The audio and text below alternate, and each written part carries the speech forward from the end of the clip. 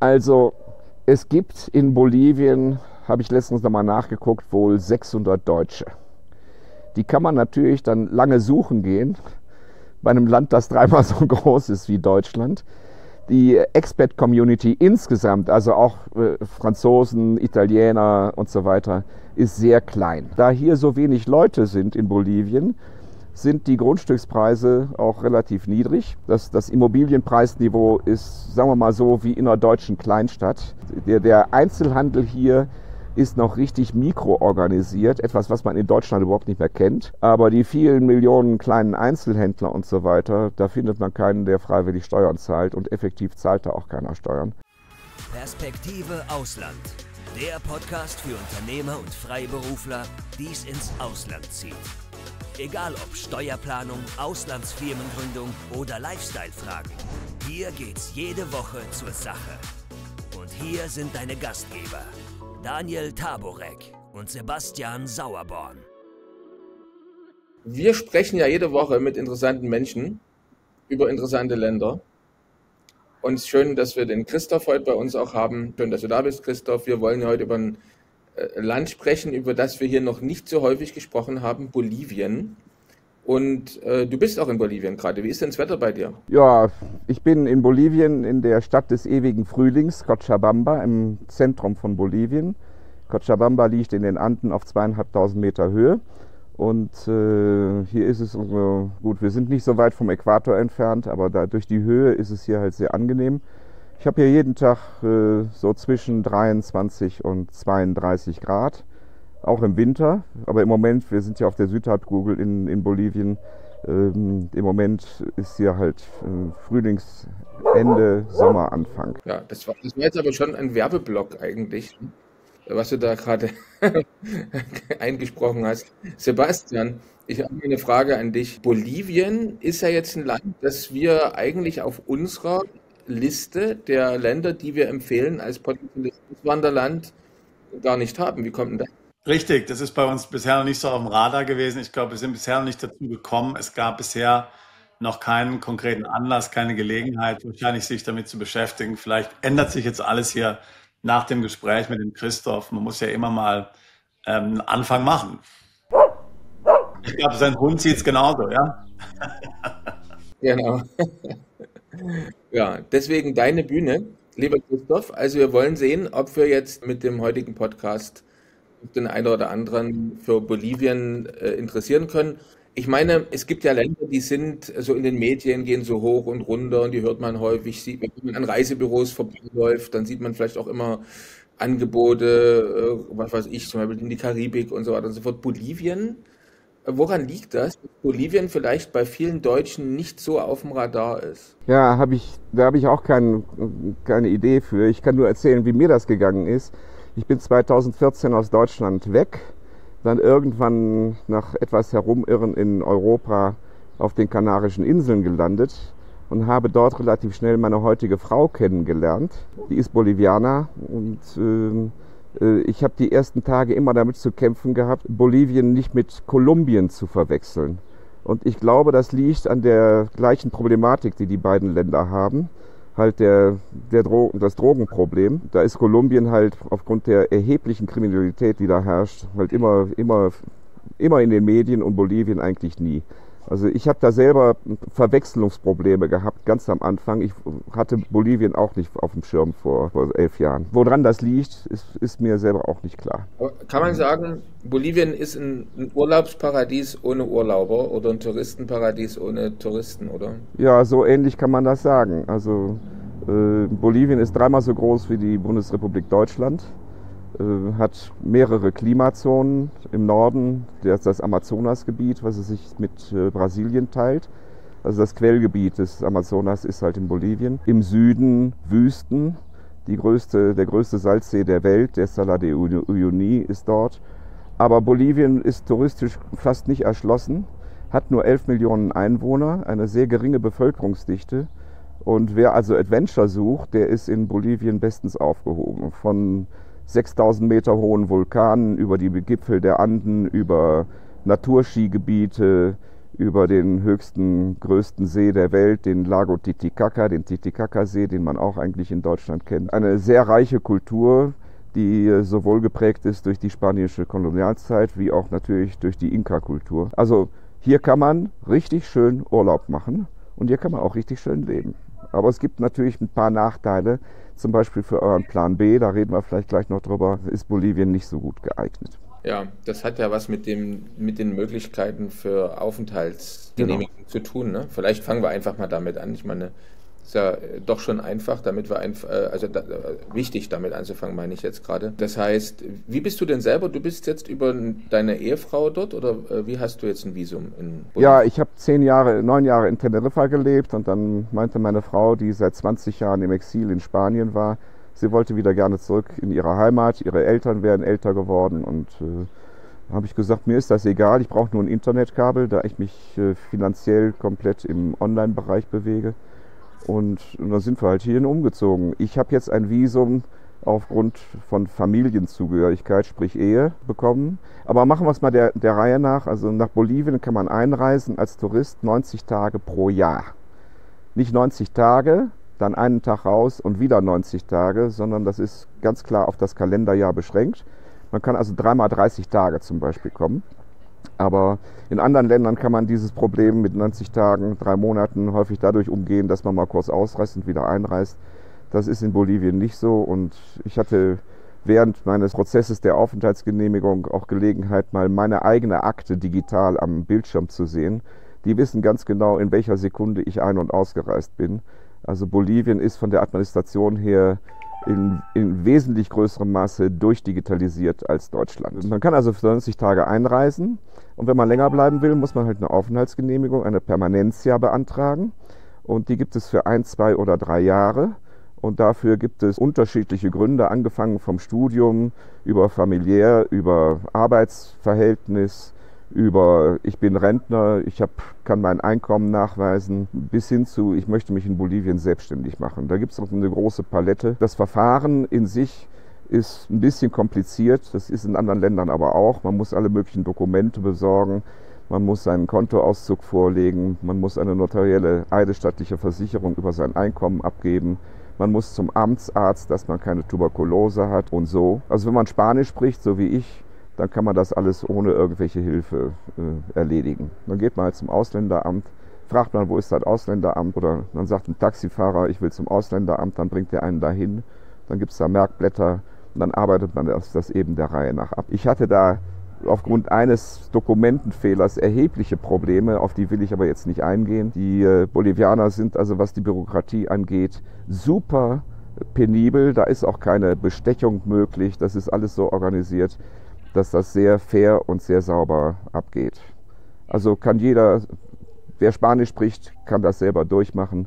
Und ich würde sagen, ohne meine Probleme, die ich hatte, wegen eines fehlerhaften Dokuments, 1 Woche und man hat die Aufenthaltsgenehmigung.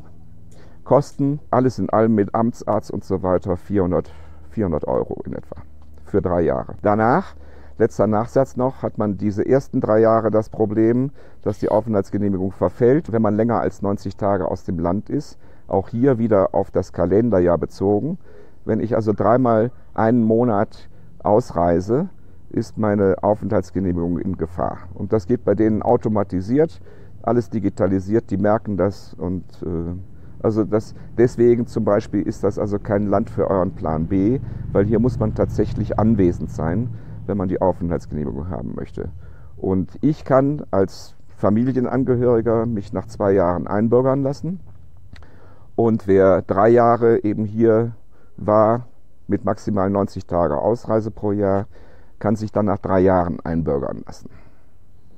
Die Einbürgerung kostet ungefähr 1.200 Euro. Interessant, ja. Und die offiziellen Verfahrensvorschriften sagen, dass die Einbürgerung innerhalb von 12 Tagen erledigt sein muss. Das ist die Anweisung an die Verwaltung. Dann ist das der Ferrari sozusagen unter den Einbürgerungen, die wir kennen. Aber jetzt nochmal eine andere Sache zum Aufenthalt, weil was ich glaube, du nicht erwähnt hattest jetzt bei der Auflistung, in manchen Ländern macht man das ja auch so wie Dubai beispielsweise oder in Montenegro, dass man einen Aufenthalt über eine Firmengründung bekommt. Und da wäre mal interessant, ich weiß nicht, ob du das jetzt weißt, ansonsten müssen wir das nochmal recherchieren vielleicht. Wenn jetzt jemand eine Firma gründet im Land und deswegen ein Visum beantragt, sich selbst einstellt sozusagen, ob dann auch diese relativ strengen Anwesenheitspflichten gültig sein, weil für einen Geschäftsmann, der müsste ja eigentlich etwas freier sein im Reisen. So ist das zumindest in anderen Ländern.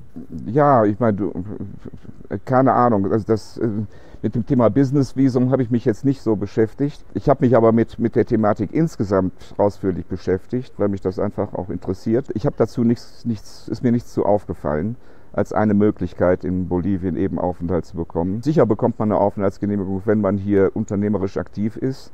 Aber dass diese Regel mit den 90 Tagen nicht stimmt, also da nicht gelten würde, habe ich nicht gehört. Ich habe dann im Ausländeramt mal gefragt, aber was ist denn, wenn ich krank werde und mal für 4 Monate nach Deutschland in eine Klinik muss? Ja, da musst du halt hier hinkommen, da finden sich immer Lösungen. Also, aber das wäre dann eben ein Ausnahmeverfahren.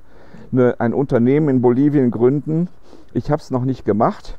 Was sehr einfach geht, ist, sich hier selber selbstständig zu machen, also Gewerbeschein. Das geht innerhalb von Stunden. Wenn man eine Kapitalgesellschaft gründen will, das ist ganz schön teuer. Man kommt da also ohne anwaltliche Hilfe auch überhaupt nicht weiter. Und der Volksmund, also hier mein Bekanntenkreis, sagt mir, lass bloß die Finger davon, das kann 1 bis 2 Jahre dauern, bis die rechtsfähig ist. Wahnsinn. Ansonsten ist Bolivien von der Unternehmensbesteuerung her ein interessantes Land. Körperschaftssteuer 15%. Aber man kann das eigentlich nur für den lokalen Zusammenhang nutzen. Bolivien hat ein erhebliches Devisenproblem, weil die vergessen haben, ihre großen Gasvorkommen weiter zu erschließen. Haben lieber nur das Geld, was sie dadurch verdient haben, ausgegeben für Sozialprogramme. Und heute steht das Land vor dem Problem, dass die Gasquellen immer weiter versiegen und man erst jetzt wieder anfängt mit der weiteren Exploration und davon ausgeht, dass im Jahr 2030 die Exporterträge an die Nachbarländer durch Erdgas wieder auf dem alten Stand sind. Deswegen gibt es ein riesen Devisenproblem, Devisenbewirtschaftung. Ich darf mit meiner Visa-Karte, die ich hier von der bolivianischen Bank habe, im Monat $50 im Internet ausgeben. Mehr wird mir nicht zugewiesen. Und wenn man hier unternehmerisch aktiv wird, gibt es eigentlich keine Möglichkeit, irgendwelche Gewinne ins Ausland zu transferieren, eben aufgrund des Devisenmangels. Also das halte ich für eine uninteressante Option. Christoph, jetzt ist ja doch letztlich Bolivien auch bei uns dadurch bekannt geworden, dass es da in den letzten 20 Jahren doch auch große politische Umwälzungen gab. Evo Morales kam ja 2006 an die Macht, war bis 2019 an der Macht. Jetzt wird er hier letztlich gesucht, angeblich wegen Verbrechen, die er begangen hat. Da gibt es ja einige Tumulte und so. Wie nimmt man das wahr als ein Ausländer, der dort lebt, die politische Situation? Wie stabil ist die? Wie zukunftsgerichtet ist die? Also ich empfinde das immer ein bisschen lächerlich, was hier passiert in der Politik. Und die Bolivianos finden das auch lächerlich. Die Politik ist hier eigentlich außerhalb des Lebens. Die findet statt. Hat aber mit dem, was die Menschen erleben, haben und so weiter, relativ wenig zu tun. Man muss Folgendes sehen, also im Jahr 2006 in der Tat wurde Evo Morales damals sensationell als erster eingeborener Präsident, also nicht weißer Präsident. In Bolivien leben auch 20% Nachkommen von Spaniern und die hatten bisher immer so das Sagen. Und die indigenen Völker, von denen Bolivien viele hat und die auch in der Rechtsform des Staates Estado Plurinacional, also Vielvölkerstaat, nennt sich Bolivien, auch verfassungsgemäß sehr geschützt werden. Da wurde also Evo Morales gewählt und der hat dann den ganzen Neokapitalismus aus dem Land rausgeworfen, hat sämtliche wichtigen Unternehmen verstaatlicht, hat die amerikanische Drogenpolizei aus dem Land geworfen und so weiter, haben also Bolivia First sozusagen gemacht. Und hat dann aus den Erträgen, die Bolivien eben aus seinen Mineral- und Brennstoffvorkommen, also Erdgas, Erdöl und so weiter erzielte, die hat er in große Sozialprogramme investiert. Danach ging es dem durchschnittlichen Bolivianer auch erheblich besser. Bolivien ist aber heute an die Grenze gekommen, weil diese Staatseinkommen eben zurückgegangen sind. 2019 hat Evo Morales, wollte er dann die, ich weiß nicht, 5. Amtszeit oder so machen und hat also nachweislich wohl die Wahlen gefälscht. Also auch die Organisation amerikanischer Staaten, OAU, Die kamen auch zu einem Ergebnis, dass Wahlfälschung vorhanden war. Dann gab es einen Riesentumult in Bolivien. 2 Millionen Bolivianer waren ständig auf den Straßen. Der öffentliche Verkehr brach zusammen, alle waren im Streik. Es wurde nur noch demonstriert, 4 Wochen lang, bis dann schlussendlich der Präsident Evo Morales dem Militär und der Polizei Schießbefehl gab. Und die sagten, nee, das machen wir nicht. Ich kann ja nicht meinen Onkel und meine Mutter erschießen, die auf der Straße stehen. Und dann hat man Evo Morales damals nahegelegt, eben das Land zu verlassen. Das hat er dann auch gemacht. Da ist er schnell mal in sein Haus im Drogenanbaugebiet gefahren. Er ist nämlich der Chef aller Coca-Bauern seit Jahren, hat sich einen Jet vom mexikanischen Präsidenten kommen lassen. Der ist auf dem eigens gebauten riesigen internationalen Flughafen, der da in den Bergen liegt, wo nie ein Tourist vorbeikommt, wo nur Drogentraffic passiert. Da kam dann die Maschine aus Mexiko. Evo Morales wurde im Fernsehen gezeigt, reiste mit 50 Koffern irgendwie ab, vermutlich alles voller Dollarscheine, und war dann ein halbes Jahr in Mexiko im Exil.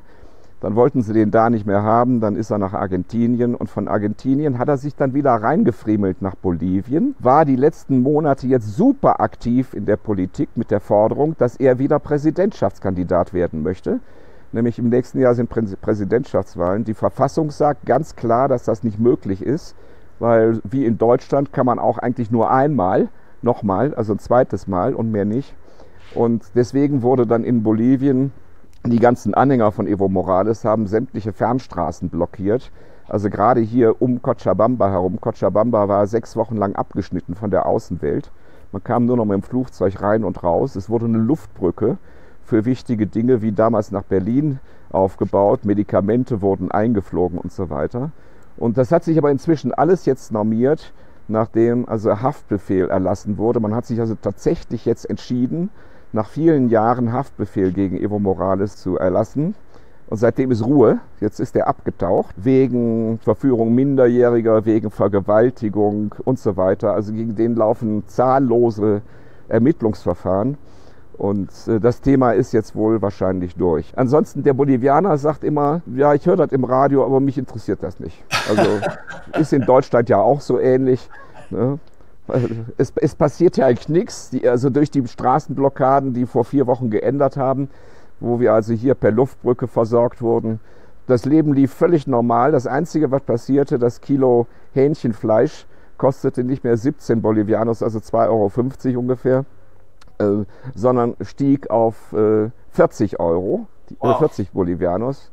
Das war ein großes Problem für die Leute hier, weil viele haben halt sehr knapp kalkulierte Einkommen. Also man stelle sich vor, in Deutschland, man ginge in den Lidl und alle Preise wären verdoppelt.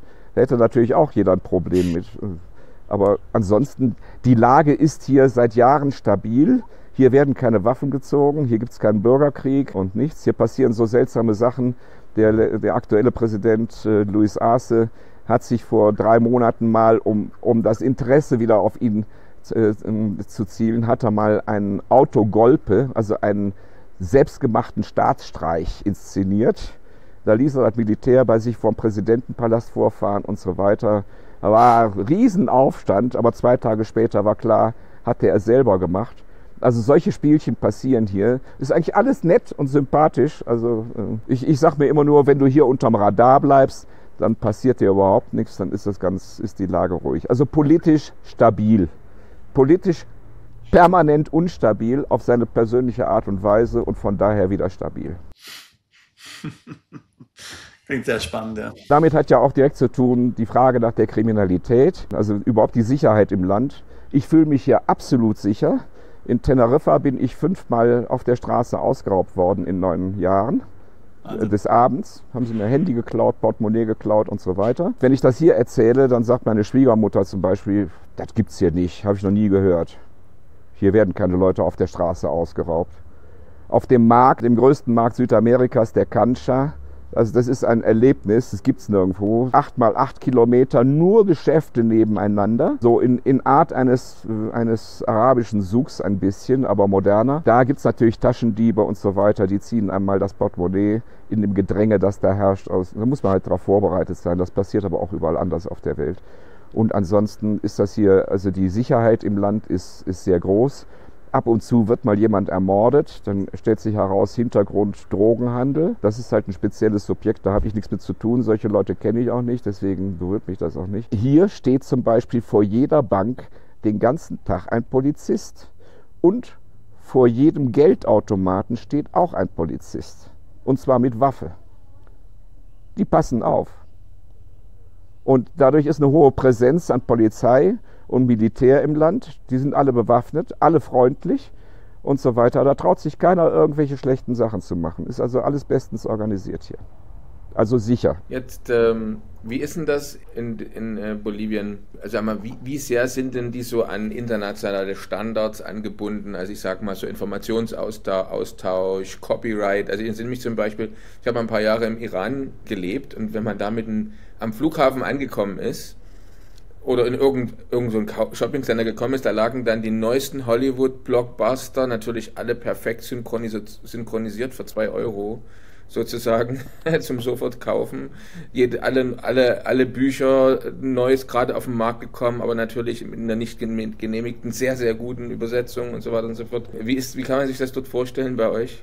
Genauso. Also Bolivien ist den internationalen Copyright-Abkommen nicht beigetreten. Wenn ich hier ein neues Smartphone kaufen will, habe ich die Wahl zwischen Kopie und Original. Original ist 30% teurer. Kopie funktioniert genauso. Also kopierte Samsung-Handys kannst du kaufen, Kopie oder Original. Wo die Kopie herkommt, weiß ich nicht. Ich vermute mal, das sind Überproduktionen von Samsung-Subunternehmern, die Produktion eigentlich machen. Also das iPhone wird ja auch nicht von Apple gebaut, sondern von Subunternehmern. Hier gibt es auf dem Markt DVD- und Download-Verkäufer. Gestern hatte ich wieder Lust, Interstellar zu gucken. Bin ich halt auf dem Markt mit dem USB-Stick und habe mir für 15 Bolivianos, also 2 Euro, eine komplette mehrsprachige mit Untertiteln und so weiter Kopie von Interstellar geholt. Also Copyright ist hier nicht bekannt, interessiert die nicht. Woher das geraubte Material kommt, ist mir nicht klar. In Bolivien wird das nicht produziert, da bin ich mir ziemlich sicher. Was ansonsten internationale Standards angeht, also CAS, FACTA und so weiter, da macht Bolivien auch nicht mit. Haben die klar erklärt, interessiert uns nicht. Gibt auch keinen Plan, CAS einzuführen. Ja, was für Standards gibt es sonst noch? Also Bolivien ist Mitglied im Mercosur, also der EU Südamerikas. Bolivien ist Mitglied in allen möglichen internationalen Organisationen. Bolivien ist vor 3 Wochen auch Mitglied im BRICS geworden, also eines der neuen Mitgliedsländer im BRICS. Hat international seine Beziehungen zu den USA auf völlig kalt gestellt, interessiert die nicht mehr. Also ist nicht aggressiv, aber passiert halt nichts. Die haben halt den Neokapitalismus rausgeworfen und ihren eigenen Sozialismus hier eingeführt. Und die Kooperation mit China und Russland steht auf ganz großen Füßen. China hat gerade vor 4 Wochen den größten Hafen Südamerikas in Chile eröffnet, riesen Containerhafen. Und jetzt ist man im Gespräch, auch mit Bolivien. Der Chingpi war hier vor kurzem, eben den Tren Bioceánico zu bauen, also eine 8-gleisige Zugverbindung zwischen diesem Hafen in Chile bis nach Rio auf der anderen Seite. Die Chinesen bauen damit ihre Seidenstraße aus. Die fahren also jetzt mit dem Containerschiff von Shanghai nach Chile. Dort heißt der Hafen Changai, sehr ähnlich. Woher wohl? Kommt wahrscheinlich daher, weil die Chinesen den zu 60% finanziert haben. Und von dort wollen sie jetzt durch ganz Südamerika sowohl eine ICE-Strecke wie auch riesige Güterzuggleise bauen, um die Container in Chile auf den Zug zu setzen und in Rio wieder aufs Schiff zu setzen, sodass der dann nach Afrika, nach Europa und so weiter kommt. Und die Chinesen haben gesagt, wir machen das. Wir finanzieren das in großem Maße. Ihr müsst natürlich mithelfen und so weiter. Machen wir das. Und das ist also quasi schon beschlossene Sache. In Brasilien ist ja so, dass die Brasilianer jetzt eher unglücklich sind über den ganzen chinesischen Schrott, der da ankommt. Ist es in Bolivien genauso? Also BRICS hin oder her, ja. Brasilien ist ja auch im BRICS, ja. Aber ist es in Bolivien auch so, dass da diese ganze Schrottware aus China, ich sage mal hier, auf eher Unwollen stößt? Unsägliche Mengen an chinesischem Schrott sind hier auf den Märkten. Irgendetwas qualitativ Hochwertiges zu kaufen, was länger hält, ist hier wirklich schwierig. Also angefangen bei der Kleidung bis hin zum Küchenzubehör. Es ist alles irgendwie auf dem Niveau. In Deutschland nannte man, also zu meinen Zeiten, hieß das immer, das ist ja von Woolworths. Also Woolworths war ja so eine Discount-Kette, die immer so super preiswert war und wo nur die Armen kauften. Also das ist hier in der Tat so, aber man bekommt hier natürlich auch hochwertige Sachen, keine Frage. Also erzähl doch mal so ein bisschen vielleicht auch vom täglichen Leben. Ich meine, wenn ich jetzt vorhin, hast ja beschrieben, wie positiv die Sicherheitssituation ist, also wahrscheinlich lebst du ja nicht in einer gated Community oder so. Wie ist so das Leben? Wie sind die Lebenshaltungskosten? Gehst ins Restaurant und so einkaufen? Wie muss man sich das vorstellen? Also ich habe hier persönlich das Glück, dass meine Schwiegereltern ein großes Grundstück und ein großes Haus haben. Und auf dem großen Grundstück hatte meine Frau sich früher, vor 20 Jahren, mal ein kleines Häuschen gebaut. Und in diesem kleinen Häuschen leben wir mit Vollpension durch Schwiegermutter. Insofern bin ich da schon mal gut versorgt. Unser Hund hat hier genügend Fläche und so weiter. Es ist ein ganz normales bolivianisches Haus. Da hier so wenig Leute sind in Bolivien, sind die Grundstückspreise auch relativ niedrig. Steigen jetzt aber auch, Spekulation und so weiter. Also das Immobilienpreisniveau ist, sagen wir mal so, wie in einer deutschen Kleinstadt. Also nicht jetzt mit München oder so zu vergleichen. Aber die Lebenssituation ist so, ich habe halt hier mein Homeoffice im Garten. Ich sitze in meinem Homeoffice. Ich habe hier einen Gartentisch, mein Notebook. Ich habe Glasfaser, Wifi per Glasfaser. Und ich gehe fast jeden Tag, also heute mal nicht, um aus meinem Alltag zu erzählen, so morgens um 11 aus dem Haus. Meine Frau ist jetzt gerade im Fitnessstudio. Und dann nehme ich mir eines der Sammeltaxis, von denen Cochabamba überflutet ist. Also so kleine Minibusse, VW-Bus, ein bisschen größer, Toyota Hiace. Die fahren hier alle 2-3 Minuten vorbei. Dann hebe ich die Hand, dann hält der an, ich setze mich rein, brauche 12 Minuten bis ins Zentrum. Dann zahle ich dem 40 Cent für die Fahrt. 30 Cent eigentlich. Dann gehe ich rüber zum Fitnessstudio, hole meine Frau ab, dann gehen wir uns ein Käffchen trinken und danach gehen wir dann auf die Cancha irgendwas einkaufen. Irgendwas fehlt immer, was fürs Mittagessen oder ein paar Sportschuhe oder sonst was. Und dann kehre ich so um 1, halb 2 wieder zurück. Dann hat Schwiegermutter ihr Essen hier vorbereitet, dann esse ich lecker. Die bolivianische Küche ist im Prinzip der deutschen ähnlich. Also hier wird gerne Wiener Schnitzel gegessen und Pommes und Salat und Hähnchen, Backhähnchen und so weiter. Also da hat man als Deutscher kein Problem, sich hier auf der Straße bestens zu versorgen. Wenn ich draußen mal was essen gehe, das tue ich nicht so häufig, dann liegen also die Kosten für eine Mahlzeit, wenn ich mich in die ganz normalen bolivianischen Straßencafés oder Restaurants setze, die haben das Niveau jetzt vom Mobiliar wie ein deutscher Schnellimbiss. Also alle haben oben drüber ein Coca-Cola-Werbeschild. Hier ist der Imbiss so und so. Innen drin Coca-Cola-Tische, Coca-Cola-Stühle und so weiter. Ist also alles nicht wirklich hochwertig. Aber da kann man dann eben ein leckeres Mittagessen für 3 Euro oder so bekommen. Das ist alles mit allem Komfort und zurück, auch noch mit Schokoladenpudding hinterher. Wenn man jetzt zu der gehobenen Mittelschicht Boliviens zählt, dann geht man eher in etwas feinere Restaurants. Und da kann man auch durchaus mal, also wir waren letztens hier in einem Brauhaus, das heißt München. Da waren wir mal mit 4 Leuten. Da habe ich dann auch einen 100-Euro-Schein gelassen. Also, und zwar nur für Bier. Haben wir gar nicht mal gegessen. Also hier die Bandbreite, sobald man es richtig schick haben will, wird es richtig teuer.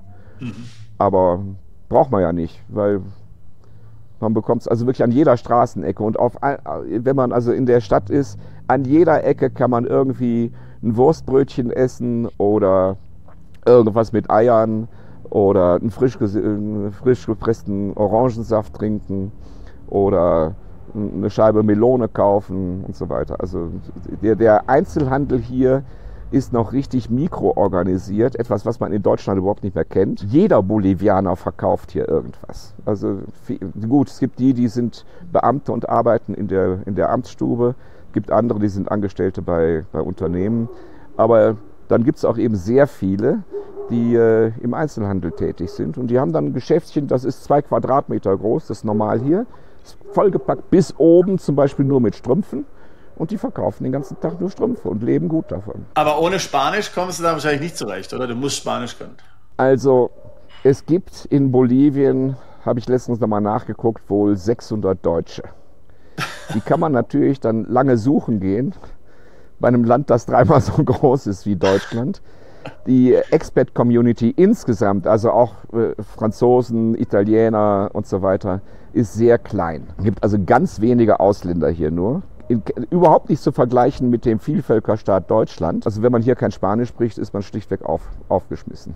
Es gibt hier und da gebildete Menschen, die zur Universität gegangen sind. Gerade die jungen Leute hier sprechen dann doch auch fließend Englisch. Aber in der Administration oder sonst wo oder in Geschäften, also da, wo jetzt nicht die akademische Intelligenz des Landes steckt, da wird kein Englisch gesprochen, also in Brocken. Man kann hier nur leben und sich sozialisieren und sich wohlfühlen und bleiben, wenn man in der Tat halbwegs gut Spanisch spricht. Das ist also, sonst bleibt man hier Außenseiter, fühlt sich einsam und so. Ich sage ja immer inzwischen, meine eigene Karriere war ja so, ohne dass ich die so geplant habe. Ich bin ja als Deutscher irgendwann in Spanien, also auf den Kanarischen Inseln gelandet, dann da geblieben. Habe dann da meine Frau kennengelernt. Ich selber sprach 3 Worte Spanisch und sie 5 Worte Englisch. Aber wir haben uns prima verstanden und direkt verliebt. Also mit Händen und Füßen. Ich bin dann sofort in eine Sprachschule gegangen in Teneriffa, habe also einen Crashkurs gemacht und konnte 4 Wochen später dann doch ausreichend gut Spanisch sprechen, dass ich dann im Laufe meiner Anwesenheit in Teneriffa immer weiter verbessert habe. Insofern ist das für mich überhaupt kein Problem, in Südamerika anzukommen, weil ich halt die Sprache hier spreche. Ja, ich konnte also beim Zoll selber mit dem Zollbeamten sprechen, wegen Problems mit einem Koffer oder so. Also das ist schon zu empfehlen. Spanisch ist nicht so schwierig. Wer Englisch spricht, wird feststellen, dass rund 70% der Vokabeln, meine Einschätzung, mit dem Englischen verwandt sind. Präsentation, Presentation, Präsentation. Man hat nur eine andere Aussprache, schreibt sich ein bisschen anders, aber man lernt es relativ schnell. Die Grammatik und bestimmte Besonderheiten in der spanischen Sprache, die kann man in 4 Wochen lernen. Ich habe also 4 Wochen Einzelunterricht genommen, für 15 € die Stunde, jeden Tag eine Stunde, hat mich 400 € gekostet, danach konnte ich halt Spanisch sprechen. Das kann man also, für Bolivien ist das Voraussetzung. Man kann es allerdings auch hier lernen, hier gibt es auch Sprachschulen, gute Sprachschulen, kein Problem. Jetzt hast du ja schon erzählt, dass du sitzt jetzt gerade in deinem Büro, ne? Hast du gesagt, du sitzt also in deinem Homeoffice. Ich sitze in meinem Büro, genau. Genau, so. Mein Thermometer sagt 26 Grad. Ah ja, das habe ich in der Wohnung auch gerade, sozusagen. Also, sehr schön. Ja, also. Dann frierst du nicht. Nee, also ich habe mir allerdings jetzt schon ein Kaminfeuerchen gemacht heute, muss ich sagen. Ne? Also hier rechts von mir ist der Kaminfeuer, weil ich wohne ja auf einer Insel, ringsum wunderschön Meer, aber im Winter ist es leider auch dann kühl. Also ich habe jetzt draußen 16 Grad leider. Aber das nebenbei, wir wollen ja über Bolivien sprechen. Und jetzt bist du also in deinem Büro, du arbeitest jetzt am Computer, also jetzt gerade sprichst du mit uns, aber normalerweise arbeitest du dort, hast du ja gesagt. Deswegen gehst du ja auch nicht mit deiner Frau ins Fitnessstudio, sondern du holst sie nur ab, weil du ja wahrscheinlich vorher arbeiten musst dann sozusagen in deinem Büro. Aber die Frage ist eigentlich eine ganz andere, und zwar, wie ist denn das mit Steuern? Also wenn ich richtig informiert bin, in Bolivien zahlt man für Auslandseinkommen keine Steuern. Ist das richtig? Ja, also die offizielle Lage ist so, Auslandseinkünfte werden nicht besteuert. Also hier gilt das territoriale Steuerprinzip. Wobei aber, das habt ihr ja auch schon mal, ich bin ja ein Fan von Perspektive Ausland. Ich kenne ja eure Videos fast alle. Habe das ja auch schon mal schön, Sebastian, du hast das ja schon mal sehr schön in manchen Beiträgen ausgeführt. Mein Setup ist, ich habe 2 LLCs in den USA, die haben auch ihre Bankkonten in den USA und so weiter. Ich selber habe in Bolivien auch 2 Bankkonten und über den Umtausch über Krypto, das will ich aber jetzt hier nicht weiter erläutern, bekomme ich halt einen relativ guten Wechselkurs zum Boliviano und ich überweise mir das, was ich in Bolivien brauche. Das hole ich mir halt auf meine lokalen Konten. Das ist mein Einkommen für den bolivianischen Staat.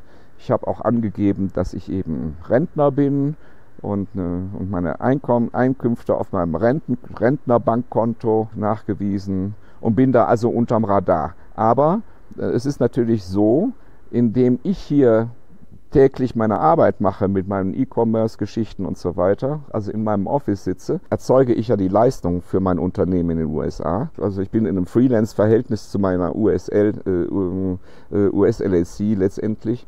Und dieses Einkommen, was ich generiere, müsste ich in Bolivien versteuern. Das ist also die Lage. Nun ist es also aber in Bolivien so, dass es hier noch ein sehr kleines Finanzamt gibt, was schon zufrieden ist, wenn die bolivianischen Unternehmen ihr Geld bezahlen. Und wer Arbeitnehmer in Bolivien ist, der muss seine Lohnsteuer so wie in Deutschland abführen. Das läuft alles ganz normal. Aber die vielen Millionen kleinen Einzelhändler und so weiter, da findet man keinen, der freiwillig Steuern zahlt, und effektiv zahlt da auch keiner Steuern. Ich habe mal so nachgefragt, ob ich denn vielleicht eine Steuernummer irgendwie kriegen könnte. Und das scheint also schon ein außerordentlich schwieriger Prozess zu sein, überhaupt eine Steuernummer herzubekommen.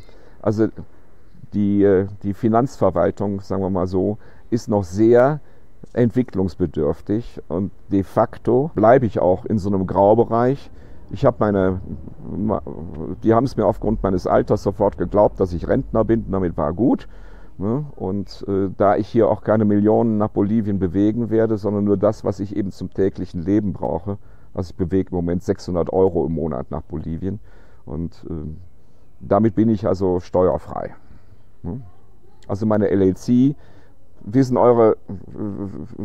also ich muss natürlich die Überschüsse meiner LLC an meinem Steuerwohnsitz versteuern, aber de facto fragt da keiner nach und interessiert auch keinen. Und die 600 €, die du sagst, die du überweist, also wie kann man sich das vorstellen? Viele fragen immer, was kostet mich das Leben in einem anderen Land? Was denkst du denn, was würdest du jetzt, sagen wir mal, eine Familie mit 2 Kindern oder sagen wir mal Familie mit einem Kind, die jetzt sagt, okay, wir wollen einigermaßen ordentlich wohnen, einigermaßen ordentlich essen, ab und zu mal ins Restaurant gehen und so weiter. Was denkst du, wie sind die Lebenskosten? So, wie müsste man die berechnen? Also ich gebe hier eben jetzt für 2 Personen erfahrungsgemäß 600 € im Monat aus. Wir gehen aber nicht jetzt großlaufend jeden Abend aus oder so.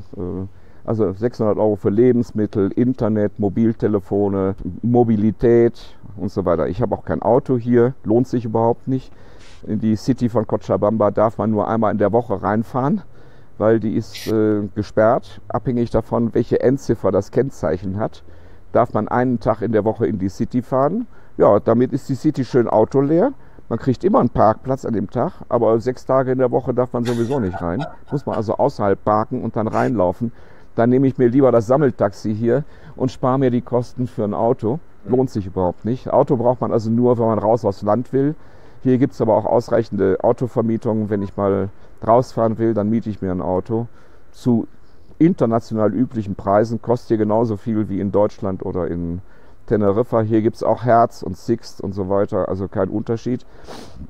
600 € für 2 Personen, wobei da jetzt in der besonderen Situation, in der ich hier lebe, keine Miete enthalten ist, weil wir leben halt im Eigentum quasi. Ein nettes kleines Einfamilienhaus, die fangen eigentlich alle bei 200 Quadratmeter an. Kleinere Häuser gibt es hier eigentlich gar nicht. Also dann mit 3, 4 Zimmern und so, mietet man für 500, also ab $500, 500 bis $1000 für ein wirklich schönes Einfamilienhaus mit 2 Garagen und Garten und Grillplatz im Garten, möglicherweise auch ein Pool. Also vor 9 Jahren war ich schon mal in Bolivien, da wollte ich mal ein Haus anmieten, das hatte 6 Zimmer, ein Garten, 500 Quadratmeter, ein Pool, ein 15 Meter Pool im Garten, das sollte $700 kosten. Das ist sicher ein bisschen gestiegen, aber ist also mit den Verhältnissen in anderen Ländern, in Dubai oder in München oder so, alles nicht zu vergleichen. Ich sage immer deutsche Kleinstadt, dann liegt man relativ gut und noch günstiger. Also eine 4-köpfige Familie, alles in allem, mit einem kleinen Häuschen, jetzt nicht nach Prachtvilla, 1500 € ist man bestens dabei. Also man kann sich das so auch so vorstellen, dass ein Durchschnittseinkommen in Bolivien, der Mindestlohn liegt bei $180 pro Monat, das Durchschnittseinkommen bei 360.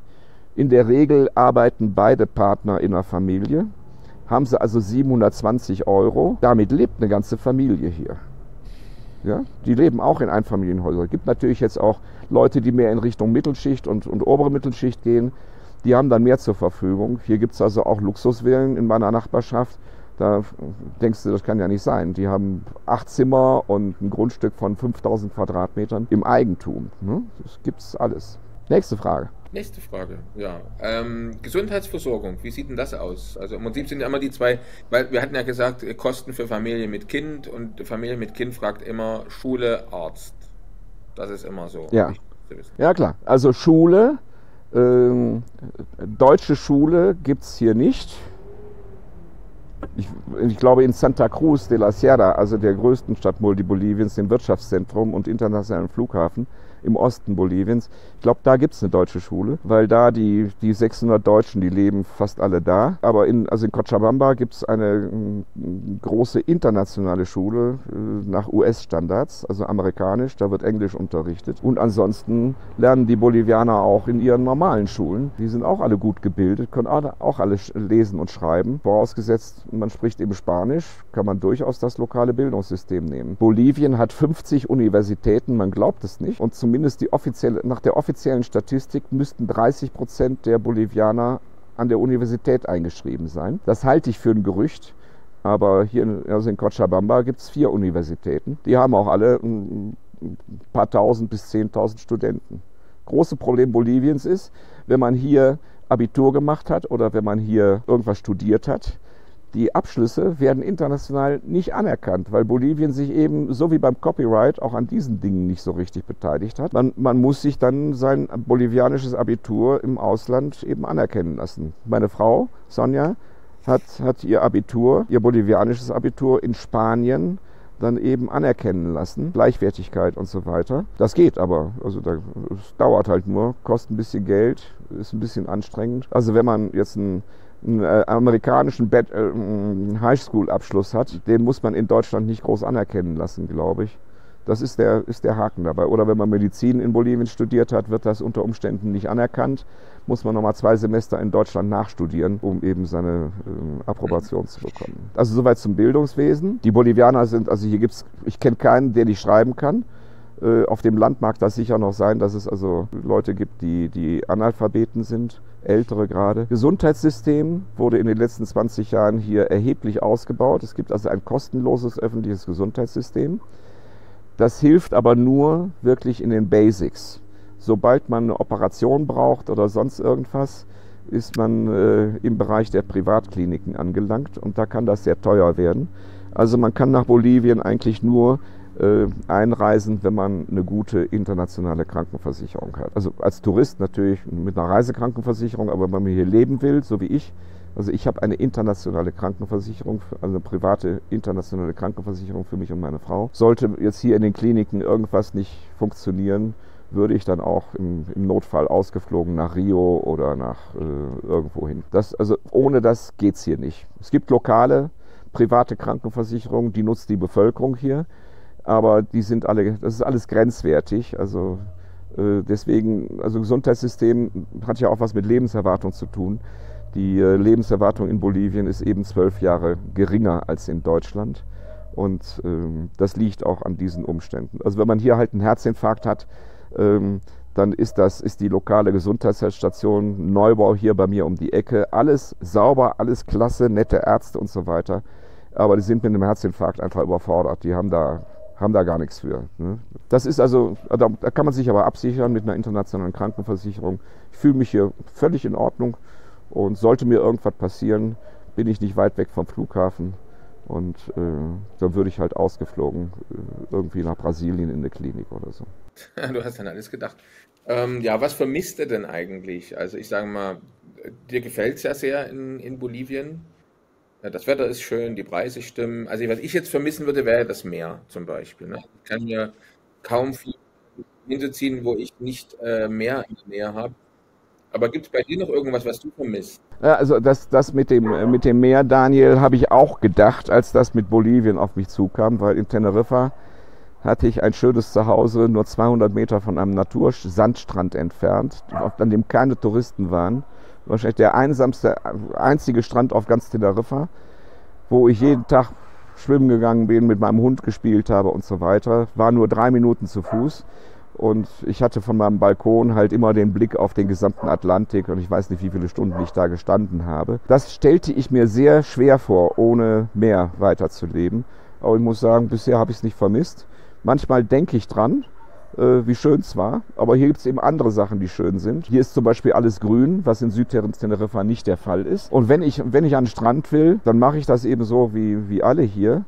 Dann fliege ich halt auf die Kanaren Südamerikas und setze ich mich hier ins Flugzeug und bin für 120 Euro One-Way, also 240 Euro hin und zurück, in Chile, an den wunderbaren Stränden in Chile, 500 Kilometer entfernt. Ist also wie ein Flug von Berlin nach München. Geht also flott. Miet mir da ein Airbnb und dann mache ich da halt meinen Strandurlaub und dann komme ich wieder zurück. Oder wenn ich es noch preiswerter haben will, dann setze ich mich auf den Nachtschlafbus, der in Südamerika das Transportmittel der armen Leute ist. Da gehen also jeden Abend fünf Busse nach Chile. Hier gehe ich zum Busbahnhof, kaufe mir ein Ticket für 15 Euro. Dann habe ich einen riesen Schlafsessel, den ich sogar senkrecht ausbauen kann zum Bett. Dann schlafe ich die ganze Nacht im Bus, komme morgens an, irgendwo wird angehalten, da gibt es Kaffee und Brötchen an der Grenze nach Chile und dann fahre ich halt nochmal durch ganz Chile, was ja noch nicht so breit ist, sehr lang, aber nicht so breit, also in Richtung von Bolivien aus in Richtung Strand und dann bin ich 6 Stunden später auch am Strand. Dann hat mich das 15 Euro gekostet. Rückfahrt genauso wieder. Ja, so kann man es auch sehen. Aber die Frage war ja, was ich vermisse. Nix. Ich vermisse hier nichts. Was aber auch dran liegen mag, ich bin hier natürlich familiär. Ich kenne ja die Familie meiner Frau seit 11 Jahren. Die haben uns auch in Teneriffa besucht und ich war ja hier. Also alles alte Bekannte. Ich lebe hier in einer Großfamilie. Hier ist ständig irgendwas los. Ich sitze jetzt nicht alleine in einem Airbnb und frage mich, mit wem kannst du denn mal reden, sondern im Gegenteil, ich muss mir meine Freiheit und meine Ruhe hier erkaufen.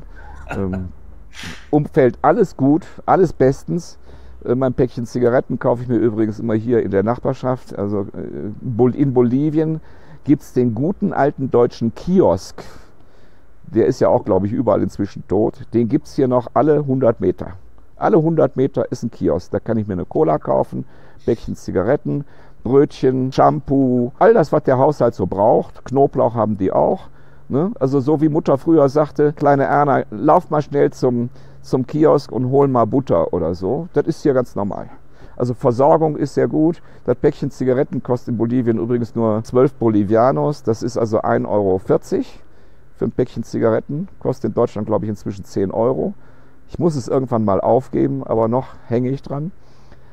Ich vermisse nichts. Bin hier grundauf zufrieden. Meine Söhne, die leben in München, die drängeln schon, wann kommst du denn mal wieder? Und da habe ich gar keine Lust drauf. Also, natürlich möchte ich meine Söhne gerne sehen, aber nach Deutschland zu fliegen, nö. Kann die Familie auch nach Bolivien kommen? Ja, die sind ja immer nach Teneriffa gekommen, aber jetzt sagen die, nee, das ist mir zu weit. Also nach Bolivien fliegt man am besten, man fliegt also nach Madrid oder kommt irgendwie nach Madrid zum Airport Barajas und von da aus fliegt man dann mit der bolivianischen Nationalline BOA bis nach Cochabamba, bis nach La Paz und so weiter. Der Flug, der interkontinentale Flug dauert 12 Stunden, Aufenthalt in Madrid halt 4 Stunden, 8 Stunden, je nachdem wie die Verbindung ist. Und noch der Flug nach Madrid. Also man ist schon einen Tag unterwegs nach Bolivien. Ja, ich habe gerade gesehen, hier von der Insel, wo ich bin, gibt es gar keinen Flug. Aber gucken wir mal zum Beispiel hier Athen. Mal googeln hier, was gibt es denn da so für Preise aufgerufen? Also ich würde nie einen Flug direkt nach Bolivien buchen, das ist einfach viel zu teuer. Man muss nach Madrid kommen und dann separat von Madrid nach Bolivien buchen über die bolivianische Airline BOA. Die subventionieren halt für ihre Bolivianer diese Strecke, damit die nach Europa kommen. Gibt auch andere Fluggesellschaften, die nach Bolivien fliegen, Air Europa und so weiter. Aber das ist es dann nicht. Verstehe. Ansonsten, wie gesagt, 1000 Euro ist man ungefähr dabei hin und zurück. Aber ja, du sagst... Also die BOA bietet normalerweise, wenn man langfristig bucht, also in 3 Monaten, kostet der Flug Madrid, Bolivien 600 Euro. One way. Okay. Jetzt, für wen wäre denn aus deiner Sicht Bolivien jetzt das ideale Wohnsitzland? Also wir haben ja schon gesehen, es gibt ein paar Einschränkungen Das mit dem Dollar, also mit internationalen Geldtransfer ist ein bisschen schwierig nach draußen, dann vermute ich eben auch, wenn man halt harte Währung nach außen schicken will, zum Beispiel. Wir haben gesehen, Geht nicht. es geht nicht. Wir haben gesehen, dass man ist ein bisschen eingesperrt, man darf also nie zu lange raus aus dem Land, man sollte da schon da bleiben, den überwiegenden Teil des Jahres. Das waren so ein bisschen ein paar Kröten, die man schlucken muss. Ansonsten waren ja viele positive, oder alle anderen Dinge eigentlich, muss man sagen, positiv. Trotzdem jetzt mal so ein Fazit. Für wen würdest du sagen, ist es ein ideales Wohnsitzland? Ja, kann man mal gerade durchdeklinieren. Also wer einen Plan B haben möchte, sowas auf Reserve, in Deutschland leben, aber woanders was vorbereitet, dafür eignet sich Bolivien definitiv nicht, weil man bekommt die Aufenthaltsgenehmigung nur, wenn man hier vor Ort ist, und man muss anschließend auch bleiben. Wenn man nicht bleibt, hat man das Ganze umsonst gemacht, verfällt die Aufenthaltsgenehmigung. Die ersten 3 Jahre, dass man nur 3 Monate pro Jahr ausreisen darf oder verwelkt wieder, führen halt auch dazu, dass sich das für solche Pläne nicht eignet. Es eignet sich nur für Leute, die tatsächlich einen dauerhaft anderen Standort suchen. Also, ich mache mal nur ein Beispiel, aber die Bandbreite ist da sicher riesig. Die Familie, die Angst hat vor den politischen Entwicklungen in Europa, die Kinder hat, 4, 6, 8, 10 Jahre alt, die sich noch sehr gut irgendwo anders adaptieren können und auch noch eine gewisse Zeit, also 10 Jahre oder so, mit der Familie zusammenbleiben, die gleichzeitig der Bio-Welt angehört, die mit der Lebensmittelqualität in Europa nicht mehr zufrieden ist, die gerne ihren eigenen Bauernhof vielleicht aufmachen möchte, sowas. Und sich sagt, wir wollen eine dauerhafte Standortveränderung machen. So, wir probieren das mal aus. Man kann das ja ausprobieren. Man kann ja nach Bolivien kommen, erstmal als Tourist, mietet man sich irgendwas und so weiter. Dann sagt man, ach, ist ja gar nicht so schlecht, wir bleiben hier. Dann holt man sich eben die Aufenthaltsgenehmigung und dann hält man halt die Regel ein, dass man maximal 90 Tage lang das Land verlässt und beginnt, sich hier irgendwas aufzubauen. Man kann außerhalb der Stadt, nur um nochmal so einen Aspekt zu nennen, 50 Kilometer außerhalb von Cochabamba, kann man sich durchaus Land kaufen, den Hektar für ein Tausender, also für $1.000. Da hat man dann Bächlein mit dabei, Wald dabei und so weiter. Hat man Nachbarn, die einem helfen können bei der Bewirtschaftung des Landes. Also sowas zum Beispiel, für solche Lebenspläne eignet sich Bolivien hervorragend. Okay, klasse. Also, aber es eignet sich nur für Leute, die tatsächlich ihren Wohnort dauerhaft verlegen wollen. Nur dafür eignet sich aufgrund der Bedingungen. Ansonsten ist hier alles klasse. Ich kann jeden nur einladen zu kommen, sich das mal anzugucken, mal Urlaub in Bolivien zu machen und sich mal ein bisschen Zeit dafür zu nehmen. Also nicht nur 2 Wochen, damit kriegt man natürlich keinen richtigen Eindruck. Also für mich ist es das Richtige. Ich bin Deutscher, mir gefällt es in Deutschland nicht mehr. Also jedem, dem es in Deutschland nicht mehr gefällt, wird Bolivien gefallen, bin ich sicher. Das war doch mal ein tolles Schlusswort, oder? Wir könnten dir noch stundenlang zuhören, aber die Zeit ist, also es war unglaublich interessant, also hat mir sehr gut gefallen. Also ich werde mir Bolivien auf alle Fälle mal angucken kommen, habe ich mir jetzt eigentlich vorgenommen. Wenn ich auch ein paar andere interessante Plan B-Orte für mich selbst vielleicht identifiziert habe, aber ich kann nur sagen, vielen, vielen herzlichen Dank, Christoph, und an alle, die zugeschaut und zugehört haben, schreibt eure Kommentare im Prinzip oder eure Fragen in die Kommentare und wir blenden natürlich auch die Kontaktdaten von dir, Christoph, ein. Wenn jemand jetzt mehr wissen möchte, kann er sich dann direkt an dich wenden. Ja klar, also ich kann zum Schluss noch sagen, also ich bin von Hause aus Ökonom und ich kann es nicht sein lassen, ich muss immer irgendwo was unternehmerisch machen. Ich bin also auch inzwischen jetzt in Cochabamba so aufgestellt, dass ich hier Menschen, die hierhin umziehen wollen, auch gegen ein kleines Entgelt helfen kann. Ne? Also wer das vorhat, wer Fragen hat, kann mich gerne ansprechen. Ich habe da also so ein kleines Beratungsangebot zur Verfügung. Angefangen von den ersten Fragen bis hin zu, bis man hier reinkommt. Dann, ja, danke ich auch. Hat Spaß gemacht. Die Zeit ist schnell vorbei. Vielen, vielen herzlichen Dank. Bleib fröhlich und man sieht sich mal. Immer. Ne? Gut. Bis dann. Ciao. Dann tschüss. Bist du Unternehmer, Freiberufler oder Investor? Zieht es dich schon lange ins Ausland? Mach heute den ersten konkreten Schritt in eine Zukunft mit mehr Geld und mehr Freiheit. Buche ein Beratungsgespräch mit Sebastian und seinen Kollegen. Unsere Kanzlei unterstützt Mandanten wie dich dabei, deine Steuerlast legal zu reduzieren, Vermögen aufzubauen und zu schützen und deine persönliche Freiheit zu maximieren. Profitiere jetzt von unserem Fachwissen und unserem Netzwerk. Gehe zu mandatierung.com und werde Mandant unserer Kanzlei.